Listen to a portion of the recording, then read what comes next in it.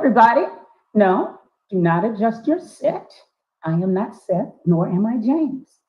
They have allowed me the opportunity to come here today and share some other things with you. My name is Denise Lee, and I am an artist, a mom, an activist, and I live in Dallas, Texas. I'm so excited to be here today to have the opportunity to come and share some of the things we're doing in Dallas. Um, so James and I met when he was here in Dallas, and then he abandoned us, and that's okay. But they have gone on to do some incredible things with Stars in the House. I know that most of you who tune in every week know that they have been raising money for the Actors Fund and raised over $300,000 so far, which is wonderful.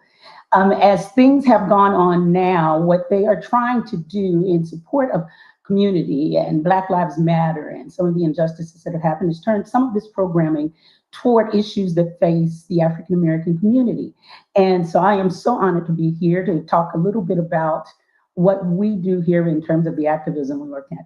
I am the founder and president of an organization called Change the Perception, which started 4 years ago following the Dallas police shootings. It was meant to be a one-time meeting that we held here, and not necessarily a meeting, but a real conversation. I got tired of politicians talking at us and preachers preaching at us and panels who would talk at us and not allow us to talk back. That picture that you just saw was after we put out a call to say, we need to talk, and 200 people showed up. Robin Flatt at the Dallas Children's Theater allowed us to use her space and has been gracious enough to offer that space for as long as we need it. We did not know at that time that 4 years later, we would still be here.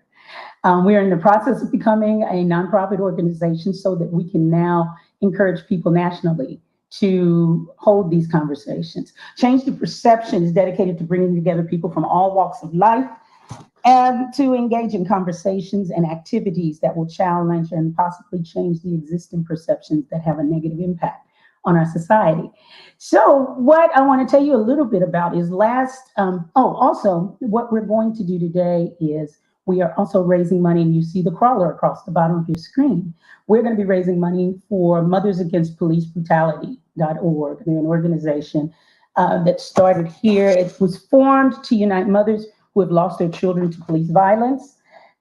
Every year, families lose children and loved ones to police killings. An alarmingly disproportionate number of African American and Hispanic men are killed by the police and are unarmed. In virtually every case, officers that kill unarmed Black and brown men are never charged with a crime. Mothers Against Police Brutality is the new voice for justice for victims of police brutality and deadly force. We are a multiracial, multi-ethnic coalition uniting mothers nationwide to fight for civil rights, police accountability, and police reform. So if you want to help them in their goal and their mission, please go to the website below and donate. Also, save a little change for us, because once we become nonprofit, we will need your donations as well. You can find us at changetheperception.today, and you can sign up for the mailing list. We're going to have our next Zoom community conversation on Monday, June 22nd. And the information in the Zoom room will be on the website a little bit later today or tomorrow. But please go and sign up. You can find us on Facebook as well under Change the Perception. And we hope you'll join us for the conversations. These conversations are incredibly important and enlightening to each other.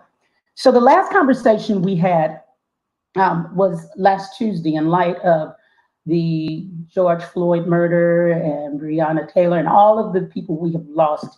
One of the voices that I felt that we never really get to hear in an intimate setting were the voices of African American men.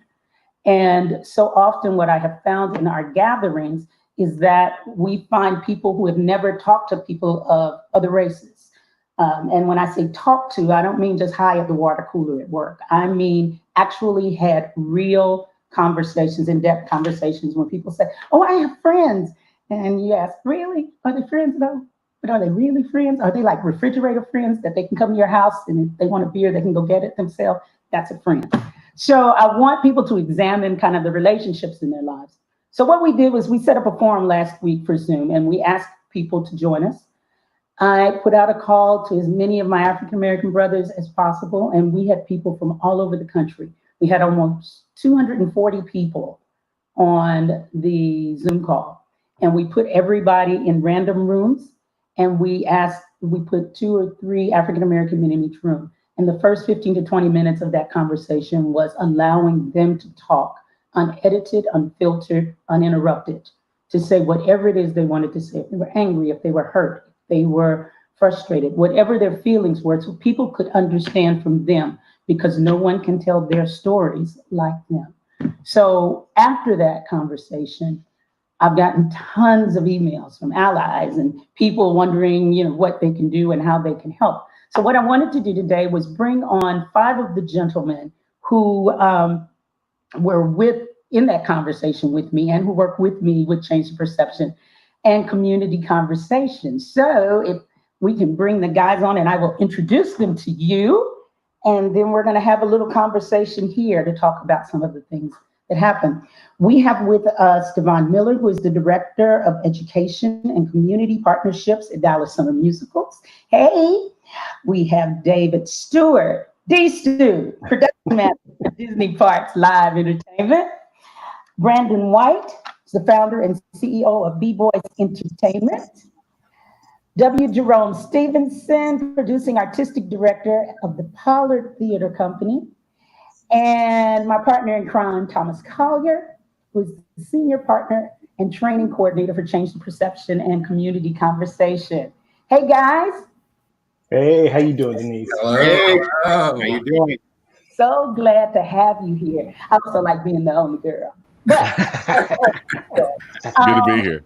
I know. So, but I wanted to bring you guys in. You all were all part of the conversation that we had last Tuesday. We were able to share your stories, be able to share just any tidbits that you wanted to share. So what I want you to do today is each one of you to take a few minutes, and kind of talk about where you were before that, what you got from it, what you heard in that conversation, how in this new world of awokeness now, what do you expect? What would you like to see? And really just kind of anything that's on your mind.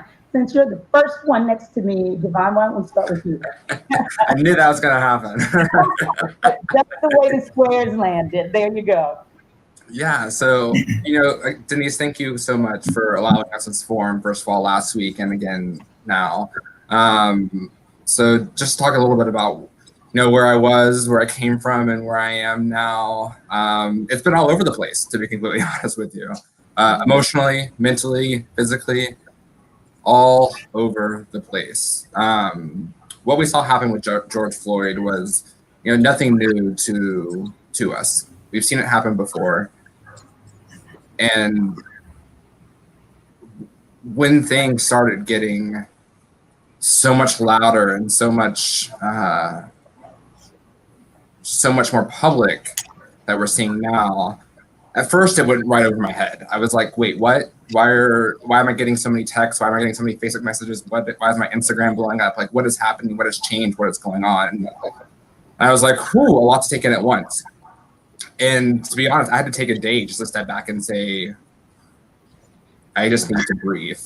Just let me breathe for 1 second.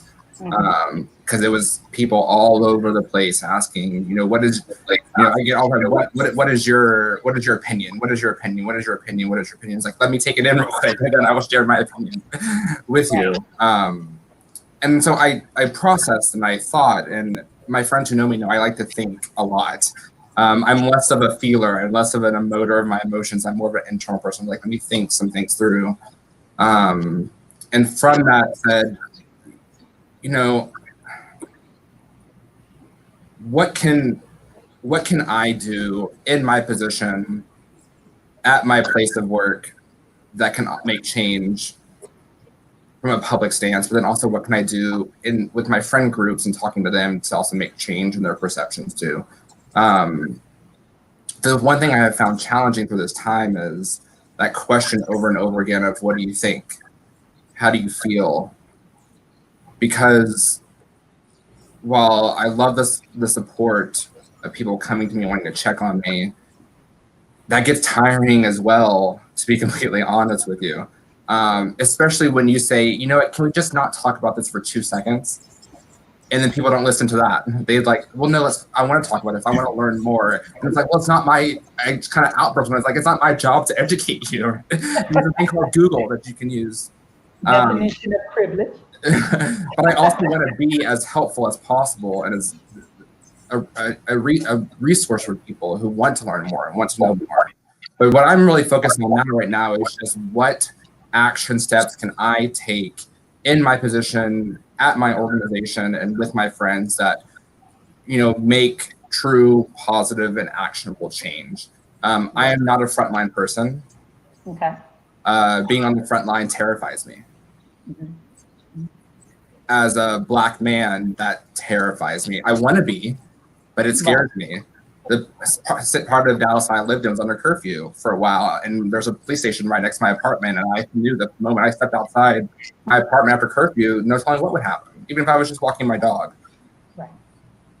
So there's kind of that to deal with too, of if you're not a frontline person, then what do you do? And then I've gotten that question of like, why aren't you on the front line? And then me trying to explain, well, hey, not to explain my fears and like where those fears are stemming from, and then, why do I have to justify the feelings that I'm feeling about that right now? So it's been an emotional and mental roller coaster, but I'm holding it together, I think. And again, just trying to,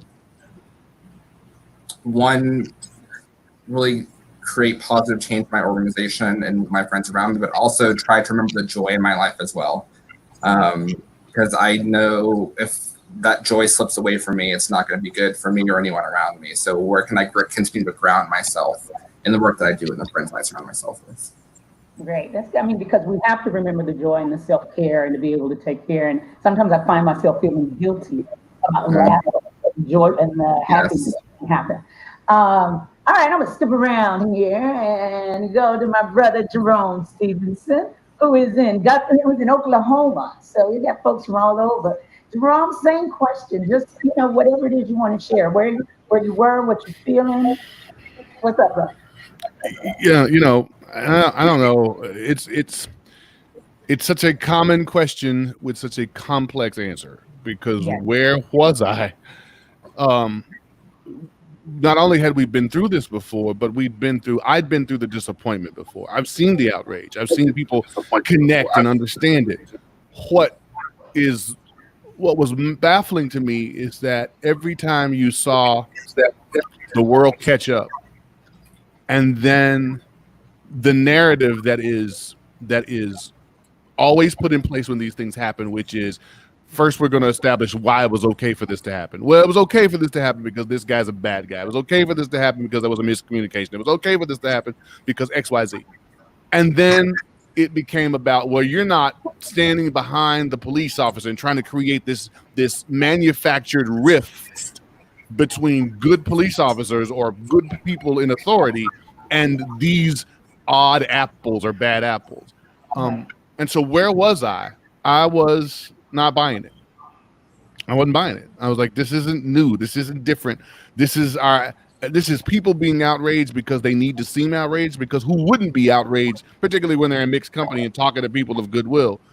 And then the narrative will happen and they'll justify it in their mind and we'll be back to sharing pictures of our dinner on Facebook or whatever it is. What happened for me at that community conversation, which I wasn't prepared for, and quite frankly, to be real honest with you, I was afraid of, is that, one, what kind of environment would allow me to be that open and that vulnerable in front of strangers? Because they knew I would kill them if they didn't. Okay. And that environment was there. But it was largely because there were more people who wanted to hear. There weren't as many people who wanted to tell, oh, well, here's what needs to happen. People were like, I don't know, and I want to know. And then these brothers created this example where they said, okay, I'll step out on the limb first. And that is a difficult thing to happen in a closed environment. When there's people that's just you and brothers hanging out. We don't do that with our cousins except for extreme, cases. But in this particular instance, it felt like we tried everything else.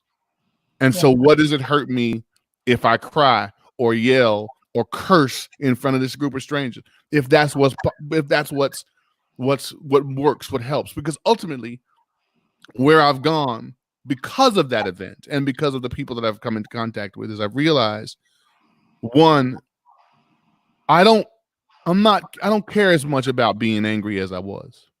That wasn't useful for me. I'm angry inherently. I'm hurt inherently, but that's not useful to me.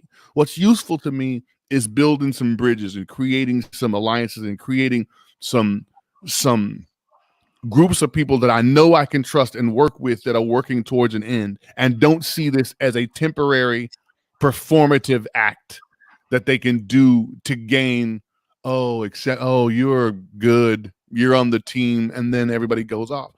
And so really trying to find a way to have very difficult conversations, those conversations that we always say we cannot have. Or I can't have it with him because he's 75 years old and he doesn't understand and it's just point.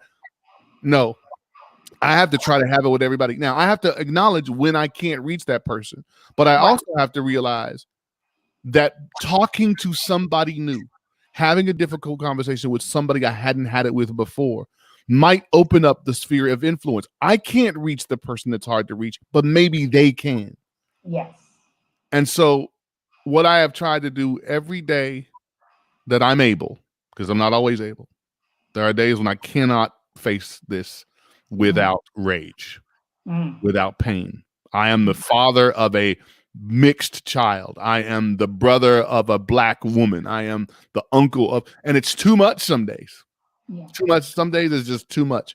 But I am trying to find and identify those people that I can say, okay, let's talk. And I'm trying to acknowledge and model for them the behavior I want. In that, I've had to have hard conversations in my own life recently about, I was a kid of the 80s, and I wasn't always the best ally to my LGBTQ brothers and sisters. There have been times when I have not been the best ally to other theater performers or whatever. And to acknowledge that models a behavior that I'm looking for from other people. Because at the end of the day, what I'm asking for is we have to first acknowledge where you take ownership in this. Privilege is passed down because it's your country. So you have to take some ownership in this conversation first. Yeah, I benefit from it. And in a way, I don't want it to change, because if it changes for you, then it will maybe change for me. But ultimately, we reach a place in the conversation where we go, as long as Jerome, as long as Denise, as long as David, as long as Devon, Brandon, or Thomas are susceptible to this kind of injustice, then anybody and everybody is also prone to it, is also capable of being affected by that level of injustice. It just takes a while for it to come back around. Yeah, exactly. There's so much. Yeah, I mean, and each of us, one of the things I relate to more, and that is just sometimes just being tired, exhausted, exhausted, and because things have changed. I think this one is different. Brandon, let me come to you, darling. Hey, Denise, thanks for having us all on here and again, giving us this space.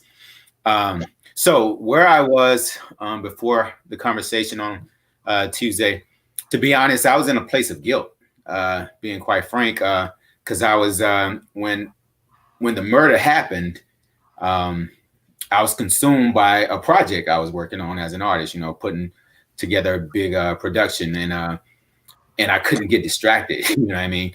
But I was aware of what was going on, but I wasn't posting on social media like I normally would. I was just aware. But so when you presented the opportunity to kind of give space and to do it in a way where we're actually doing something to allow, our Caucasian counterparts to hear us and hear our voice and understand why, people are out in the streets protesting and marching, and why some people are, outraged and looting and burning stuff, which is not something that we didn't see, back in the 60s. So it's nothing new.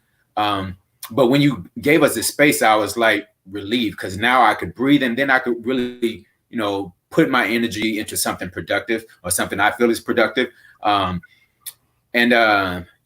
it's it's been wonderful, allowing. Now it's got me in a space. Well, how can I have these conversations through my art? How can I use my art to have influence and to bring about change? Because I am one that believes that art, that's the purpose of art. It should affect and infect people to bring about change. And so that's kind of where I've been. I've been having just kind of some small thoughts in my head of, poems and performances, productions. I've been in conversation with a friend of mine who has been a part of the protests out in the DC area and Atlanta areas. She wants to put something together closer toward November for the election, mirroring the Black Arts Movement. So I'll be reaching out to you guys once we know what that looks like. But definitely I've been like trying to figure out how can I use the talents and the voice that God has given me to, spread, a positive message for us to get through this, and be in a better place as humans. Right. It's been hard, like I'm with Devon, I don't really consider myself, I won't say that I'm not a front lines person, but it's like in this moment, like I haven't been able to be, my life has changed. You know what I mean? I got a daughter that I think about now, I'm like, if I go out there, and I'm a single father, so she kind of has to go wherever I go for the most part, if I'm going to be gone for an extended period of time. And I'm like, well, do I want to take my daughter there? And I'm ambiguous about it, because on one part, I want to instill this spirit, of standing up for what she believes in her, but at the same time, it's my job and my duty to protect my daughter, so, if something goes awry, something happens to me, because I'm out there protesting, which I wouldn't have a problem with. And, but if an officer decides to take me to jail, then what happens to my daughter in that moment, So I've been struggling with that. I've been wanting to go out there, but I have to think about that. So I've gotten to the place where I'm like, well, what can I do? And what I know I can do and what I can control, is my art, and how I share that to bring about change, in our communities. So I'm very appreciative right now that we were able to have these conversations, and you've given us space and that we're doing this now, and hopefully we continue to reach a broad audience. And I definitely want to stay a part of these conversations. So that's where I am. I'm looking forward to just, being an agent of change. All right. Yeah, you stuck with me now. So, something that you said that was very interesting too, that I think maybe we all have faced, just, you can kind of talk about it when we get back around to you, is that when the murder happened, we were all aware of it, but it didn't shake us to our core, because we've almost gotten used to it. Another Black man being killed. And it's like, and I think what struck me, I'd heard a little bit about it, but my sister, who is not a news junkie, who is not called me and said, "Did you hear what happened?" And I went, "What?" I thought it was a family member.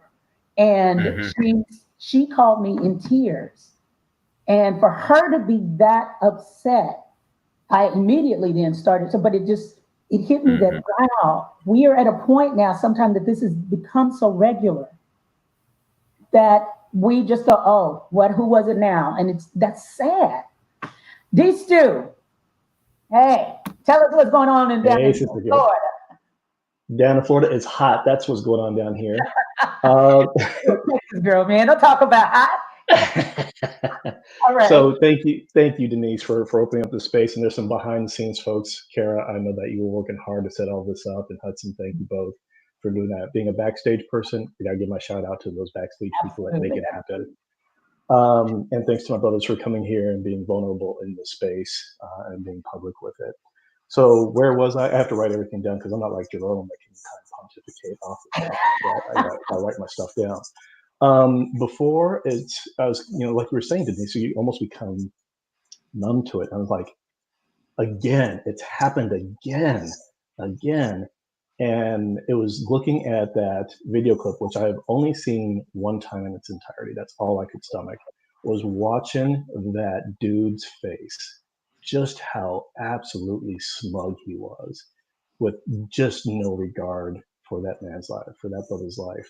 And to listen to George's last words ebb out of his soul just shook me to my core, and just brought me to a place where I was just enraged. And I had a young friend of mine, Madeline Garcia, who lives out in the Twin Cities, where I used to live, reach out to me to check on, see how I was doing. And I was like, I am outraged. I'm getting on a plane right now. And she's like, no, you're not. No, you're not. We need you in a different location fighting this battle. You can't, there's no reason for you to come here during the middle of a pandemic. So I did not jump on a plane and join that. So I took to social media and really kind of try to make my voice heard there. And try to share a lot of resources and try to explain about what white privilege is and how white folks move through this world, and ask those folks to kind of be self-reflective and take a look at themselves and what they're contributing to this. And for the first time ever, I have never had so many white folks reach out to me, ever. And I'm like, what is going on now? Why is this different? And I asked that question on Facebook. I'm like, why is it different? I think a lot of it has to do with the pandemic and that we don't have anything better to do. And while I find that encouraging as a moment of reflection, it also frightens me, back to Jerome's point of like, as soon as we all get back to whatever the new normal is, we're going to go back to food and kittens, and we're going to forget about this. And I call it the 5 minutes of optimism. It's like, I'm here now. And I see a lot of performative allyship going on out there, of sharing of memes and sharing of this and sharing of that. But I'm wondering if anyone's going to get in there and do that deep, hard, reflective work that is necessary in order to be not just an ally, but an accomplice. I need someone to help me bury the bodies, right? I need someone to be out there doing that with me. I don't need someone that's going to sit there and go, oh, great for sharing this. I'm going to share it on Facebook, and then go on about your life. When we had that session last week, that was really, really meaningful. And Jerome talked about it, we don't do that as Black men, unless we're just giving each other, guff all the time. But it's, I think it's, finding that community through isolation was really powerful, because I didn't realize how isolated I am sitting in my house 24/7, and be able to look on these men's faces and hear their stories and hear their pain. And like, oh yeah, there it is. And I have a group of fellows that we talk every day on Facebook, and they're vital to me, and to be able to have those conversations and helping us move forward. And so, moving forward, my big question is, will it stick? Will it stick? And I don't know that it will. I see it. I see it happening. I hope that will happen. But it's my hope that it will. Thank you. Yeah, and I'll talk about this after Thomas has a bit, but in talking about how the phone now begins to ring. And I say this in love to white folks that I know and I love. Please understand, I appreciate, but I am not the source of all things Black. That's the work that we say that has to be done. That's part of it. If you call me, if you need a charitable organization, or if you need to start everybody doesn't need to start an organization now. Everybody wants to start to say, look, I'm a good one. And I think we all have to just breathe for a minute. It's just take a minute and take in and realize what you've heard from these voices before trying to help. We don't need somebody to come in and take over the movement and fix it. We need you to come in and understand that we need you to help. Don't come to my house and rearrange the furniture without me telling you where it needs to go. That kind of thing. All right, so finally, my partner in crime, Thomas, stumbled into a community conversation probably about 3 years ago, because he saw it online. And what happens is, if you get involved with me, you stuck. You can't go nowhere. And so he has become a right-hand person in putting these together and facilitating and helping moderators to train. And so, my brother, please share if you will. Uh-oh, you frozen? Come here, y'all. You gotta unmute. Hello, everybody. I'm really thankful to be here. Thank you, Denise, and thank Hudson, and I forget the other gentleman's name that set this up. as you know, you guys have realized from everyone else talking that it's often quite difficult to figure out where to start. It's kind of like finding yourself in a place in history and deciding to write about it, you know, and you want to figure out where the best place to start is, so that, you know, the subsequent message or the subsequent information is relevant. So, you know, in regards to that, if our starting point is where we were before the conversation, as Denise mentioned, you know, I've been involved in the community conversations for about 3 years. And as we talk about often in these conversations, that no matter what the topic is, it always somehow or another inevitably circles back around to race. Because for whatever reason, and I think we all know what it is, it seems to be the undertow, the underlying, the undercurrent of everything that we experience in America. And I think the reason for that is because we don't think about it. We don't, our society at large tries to do everything that they can to dismiss it or not recognize it, but it will not go away. And so every now and then it rears its ugly head and reminds us that it's still there. And here it is again. So we've been practicing this, you know, in these conversations.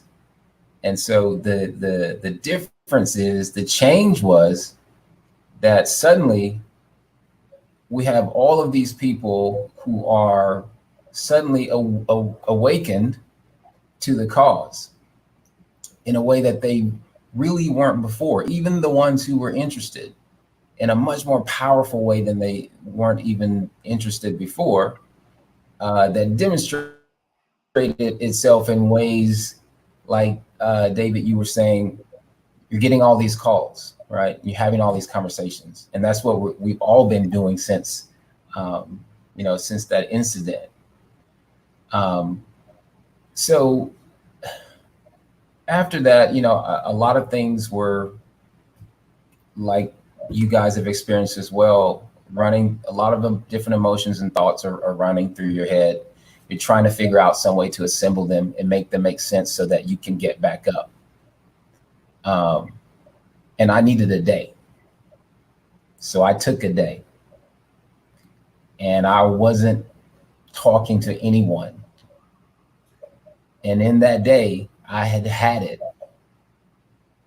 I was done.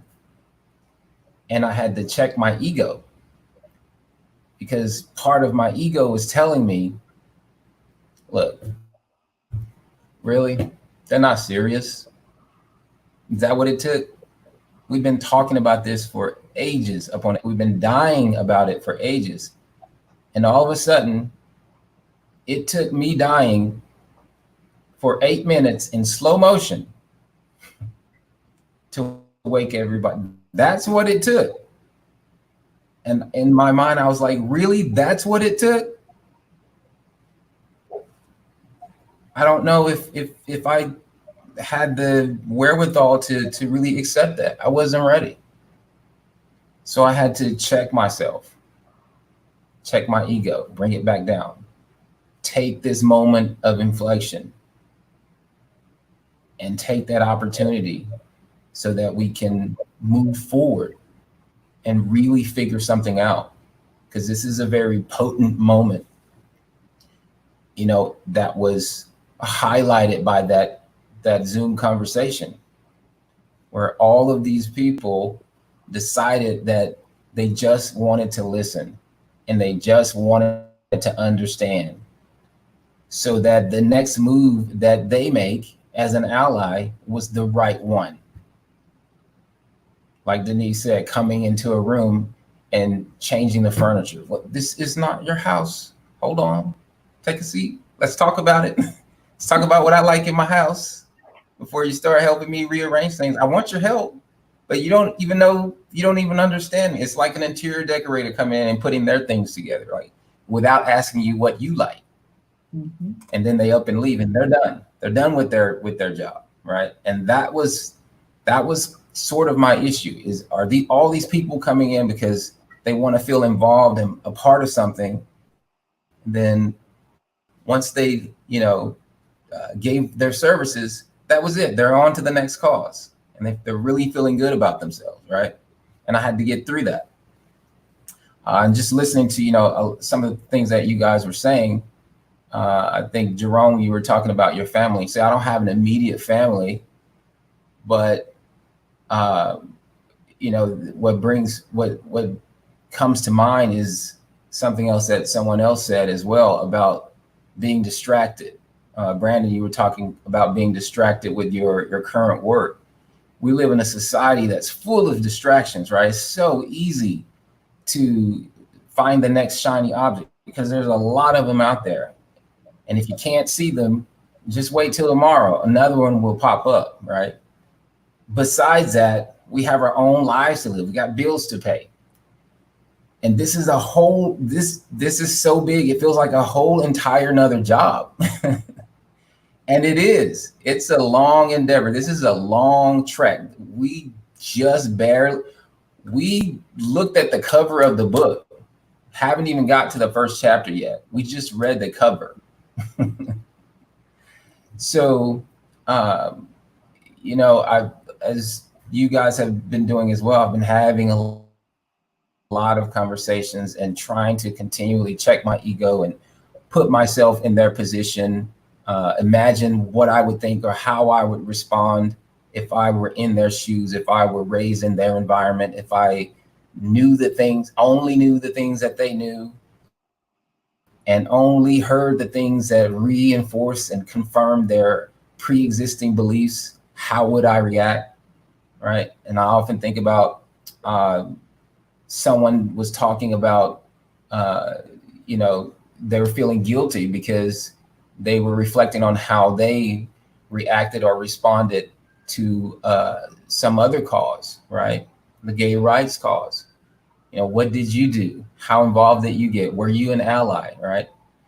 And it's really easy to feel guilty about that as well, because, we're distracted. We've got our own things to do. But I realized that one of the differences, and it's not necessarily an excuse to not board that, but one of the differences were that I noticed in a lot of my other friends is that while I may not have been a vocal ally or on board with the cause, I wasn't, when it came to my face, I wasn't trying to kill it. I wasn't trying to break it apart and tell them that it wasn't real, that your pain is, in your head, it's in your mind. So, in moving forward, I think that, we continue to do, Denise, what we've been doing, spreading a message of humanity, a message of love, a message of togetherness, a message of understanding, and, putting things in place that ensure that we are sincere about this and that we are in this for the long haul, and we're looking for a change that we can sustain. And that's going to require work. Thank you. One of the things I want to ask you guys is, what are the pitfalls that we have to look out for now? And by that, I mean, I don't mean just white folks, I mean as Black folks, or just as humanity. What are, with all of this newfound, yes, let's go, what are things we have to be careful of? For me, and I'll give you an example, is sometimes because I'm not necessarily a frontline, I'm not a protester. I'll go to a rally, but I'm not a protester. I work behind the scenes. Because I take a more cerebral, or want to have more conversations, I've been accused of wanting to preach love and harmony, and that stuff's outdated. And because younger people are angry, and especially younger white people, because here's my thing: white people can't be more offended by racism than me. You just can't. And so I want you to be angry, and I get the frustration. I get the frustration of younger African Americans. We're all angry. But what I don't want people to fall into the pitfall is thinking there is only one way to liberation. Do not get into the thing to think that if I'm not out there protesting and screaming and shouting, that I'm not down with the cause. And I'm not going to condemn you marching and protesting with signs, because each of us are going to be able to reach people that we can't reach. And the people in my circles, my allies, I tell them, I want you to be with me, but fix the problems in your circles, because I'm not going to be able to reach your family, or I'm not going to be able to reach the people you go to your country club with. If those people respect you, they'll hear you. So don't come in and tell me how angry, because what I meant by that was I've had young white people tell me what I should be upset by. And I just laugh and move on. But I'm like, if you haven't even experienced a 10th of an ounce of what any of us have, so don't make that mistake. But, and I understand all of us are trying. There are a lot of people who are really trying, and we have to be able to have these kinds of conversations and be honest and receive what comes back to us and think about it for a minute. So I want to ask you all, because the other reason to have so many of you here is to show that Black men are not a monolith. We all don't think alike. All of you don't think alike, and all of the opinions we expressed are our own. And so people need to understand that whatever you feel here, don't approach everybody else with that. So what are some of the pitfalls you'd like to see us avoid? What kind of steps do we need to take forward to create a new normal? Jay? So for David? Oh, okay. I would say it's punching down to those who are trying and make mistakes. Much to what you're saying around there's not one way to get to it. I think there's a lot of people, especially in this seeming period of wokeness, that people are actually endeavoring to do this. And when you endeavor to do this work, when you are just starting to crack the cover of the book or starting that first step on this marathon, you're going to make mistakes. And we need to show some grace in that and encourage people to come along on the journey, because I think punching people in the face will actually radicalize those that we want to bring along on this journey. And I need, to be quite frank, I need straight white men on this journey. And if all I'm doing is punching them in the face, they're not going to come with me. And I need their voices in those homogenous spaces where we aren't. Right. Devon? Yeah, so hopefully this answers your question, but for me, kind of going off what David just said about this new wokeness and Denise about these conversations that we've all said we've been having, when you ask us how we feel or what our point of view is, listen. And when I say listen, really actively listen, because we can tell when you check out after a minute of us talking. We can tell when we start talking, giving you our voice, and you cut it and say, well, here's what I've been doing. Well, the question wasn't what you've been doing. The question was, how am I feeling? What is my opinion? And it hurts to the core when you stop listening mid-sentence to what our response is to your question. So if you want to be a true ally and you want to stand with us and you want to help us, really, really check yourself and listen. What I've tried to do is call out my friends and those I'm talking to, saying, you just checked out. You just asked me a question that checked out 30 seconds in. Not to be rude or mean about it, but kind of to be rude and mean about it, to say, are my feelings valid to you? Because right now it seems like they're not, which hurts even more. So really listen. We should encourage people to really actively listen. Go back to that kindergarten teaching that we learned, and those skills that we learned of active listening to folks when they talk about this.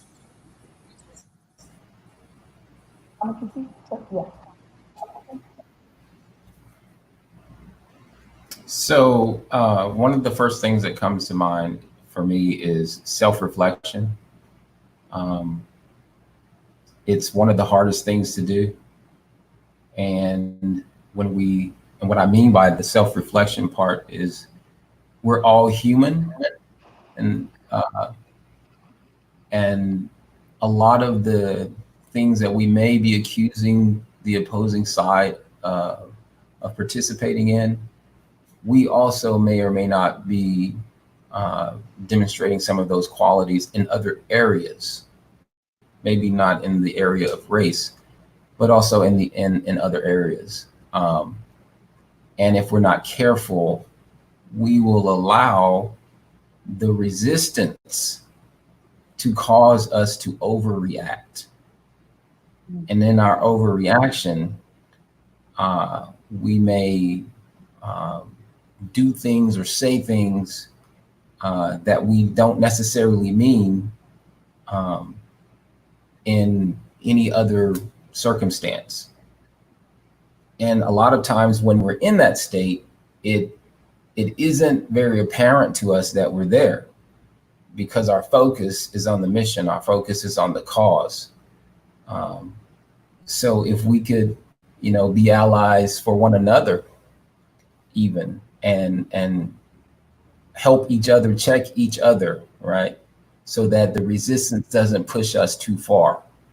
Because if our goal is to be together, if we push too far, at some point, the mission becomes to overtake. And that was it. Okay. And scene. Real quick, Brandon, we've got about 2-3 more minutes. So I want to give you and Jerome each, if you want to have something to say, because then we're going to have to start wrapping up with a couple of other things. So Brandon, and then Jerome, be thinking, my brother. Yeah. So real quick, I think just as Black people. No, I unmuted. Mm-hmm. You can't hear me? Can you hear me now? Okay.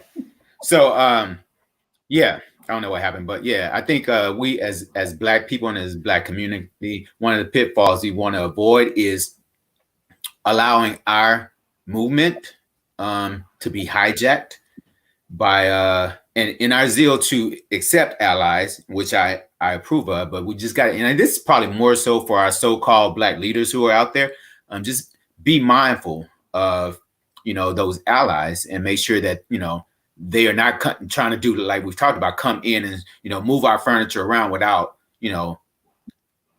consulting with us and letting us take the lead on that. And I think for our, our white counterparts who are trying to be allies or like David said, more so, would you say the accomplices, and really get down there with us, then be mindful that you are taking our lead and not trying to come in and take over, like we've talked about. You can't be more upset about how this is affecting us than we are.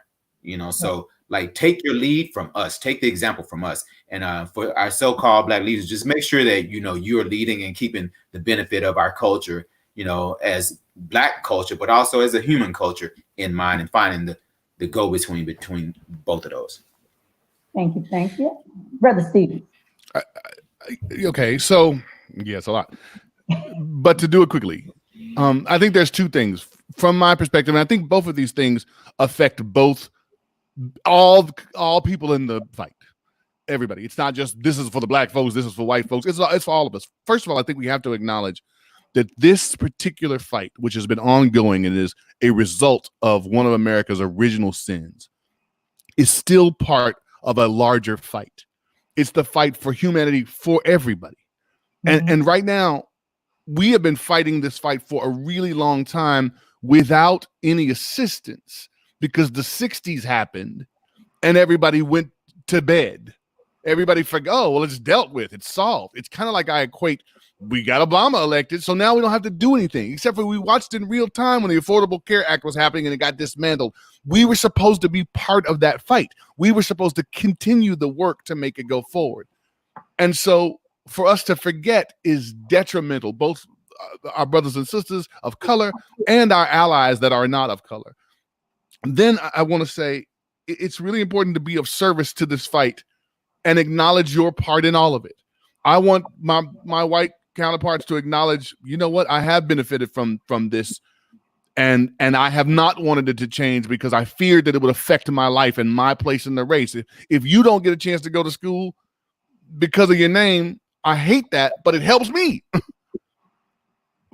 And we have to acknowledge it. We have to acknowledge it from our pulpit that our brothers and sisters of the LGBT community are suffering at our own hand.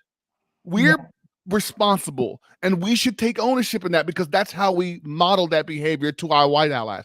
The other thing I want to say is this, and it's the hardest part, because when it comes to this conversation that we're having, ultimately, I want everybody to hear it from my point of view. We are exposing a pain that it's hard for me to confess because I'm a man. I'm a 6 foot tall, 200 plus something size man, and I'm taught to be a certain way. But what I am essentially doing in this broadcast right now is getting in front of the world and saying, please don't hurt me. Please don't hurt me or people who look like me. If it's okay with you, I just want to live. I don't want to be on the ground calling for my mother. I don't want to be put in that position. So when you come up to me and you say, how can I help? Or I just want to listen, understand what you're asking me to do. Understanding what that means and understand it takes me a minute. And so when you come up to me, and I'll give this personal example because I've had this happen as a leader of an arts organization. I've had somebody say to me, well, you should have a statement out fast enough. I'll get a statement out when I can find the words to say. Don't rush me because you're on social media and you need a thing today. It's not the same conversation I'm having as the one you're having. And all of them are valuable. Brothers, the hour went by too fast. So you know how much it means to me. I appreciate you being here and for sharing. And I hope you all will join us too not next Monday, a week from Monday. Thomas is going to facilitate the community conversation on the 22nd, and everyone is invited.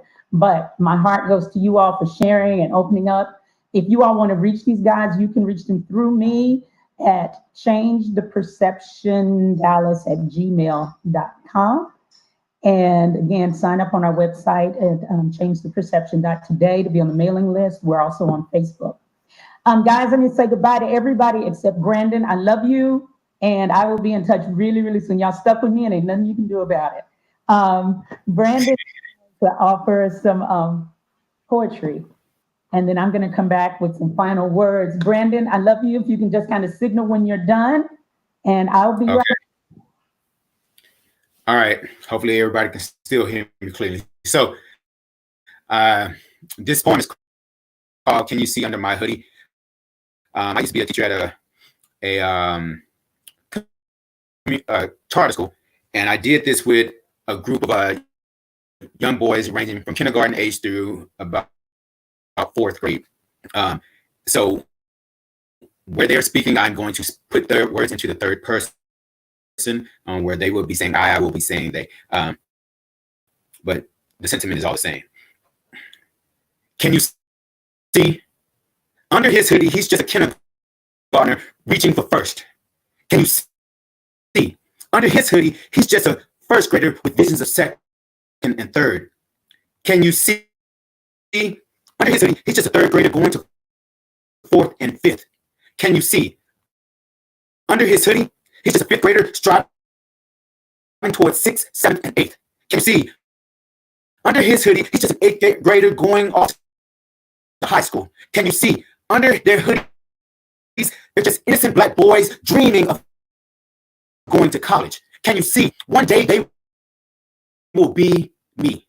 Can you see? Under my hoodie, I was once that kindergartner reaching for first. Can you see? Under my hoodie, I used to be that first grader striving towards second and third. Can you see? Under my hoodie, I was once that third grader going on to fourth and fifth. Can you see? Under my hoodie, I used to be that fifth grader going on to sixth, seventh, and eighth. Can you see? Under my hoodie, I was once that eighth grader going off to high school. Can you see? Under my hoodie, I was once a high school graduate going off to college. Can you see? Under my hoodie, I was once a college student struggling to get his degree. Can you see? Under my hoodie, I am now a college graduate with a degree, Howard University. Can you see? Under my hoodie, I am a teacher giving back to my community by planting seeds of endless possibilities. Can you see? Under their hoodies, I see authors. Can you see? Under their hoodies, I see doctors. Can you see? Under their hoodies, I see lawyers. Can you see? Under their hoodies, I see scholars. Can you see? Under their hoodies, I see musicians. Can you see? Under their hoodies, I see morally responsible politicians. Can you see? Under their hoodies, I see athletes setting records that can't be beat. Can you see? Under their hoodies, I see black roses growing from concrete. Can you see? Under their hoodies, I see engineers. Can you see? Under their hoodies, I see black boys growing into black men and conquering their fears. Can you see? Under their hoodies, I see architects. Can you see? Under their hoodies, I see police officers who actually serve and protect. Can you see? Under their hoodies, I see my past. Can you see? Under my hoodie, they see their future. Can you see? Under our hoodies, we're just black boys and black men wearing our black skin with pride. So, Mr. Officer or concerned citizen, before you pull that trigger and that bullet flies, please, please, please, just take a closer look and you will see that under our hoodies, aka our black skin, are actually lives. Thank you. Thank you so much, Brandon. I appreciate you sharing that with us. Thank you, my brother. All right, I will see you soon. Well, it has been an hour. Let me welcome my friend, Norman Williams. He is going to help me leave you with this last little bit of an offering.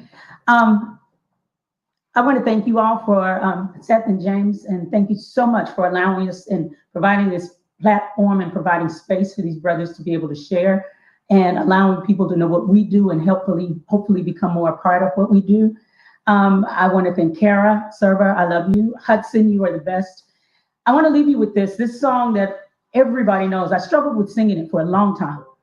And because the words sometimes just didn't speak to me until I thought about what I think John Lennon was trying to say, that if we lay down all of the things that separate us, religion, politics, possessions, all that's left is love. And that's what I leave you with today. Thank you for the opportunity to be here. Donate to Mothers Against Police Brutality. And I'll see you on the other side of the revolution.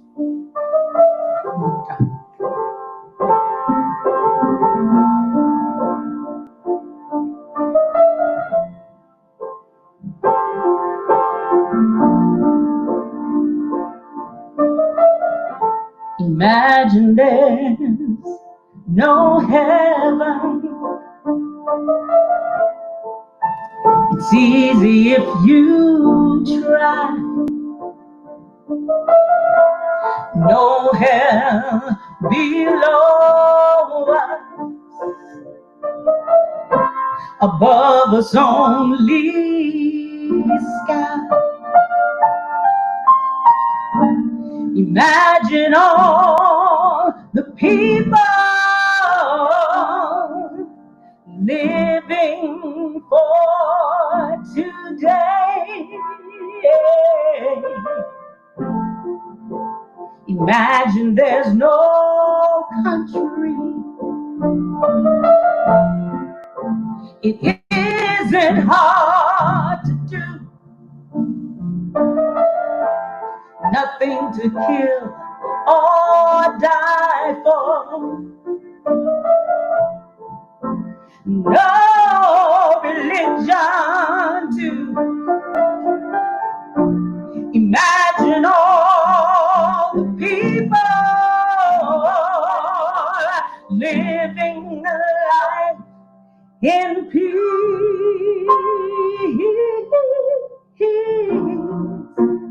You may say I'm a dreamer, but I'm not the only one. I hope someday you will join us, and the world will live as one.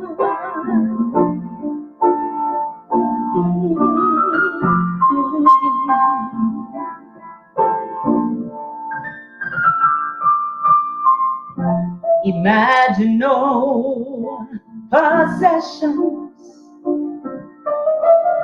I wonder if you can. No need for greed or hunger. Just a brotherhood of man. Oh, oh, imagine all the people sharing all the world.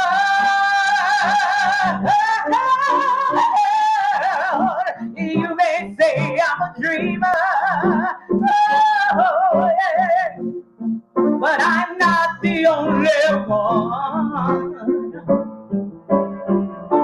I hope someday you will join us,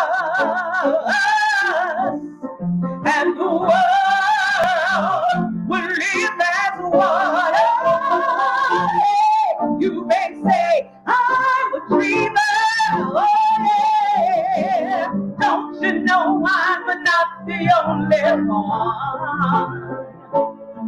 I hope someday you will join us, and the world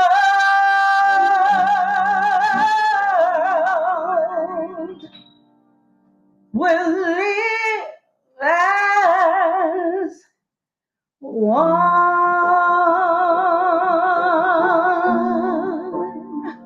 Will live as one. Oh.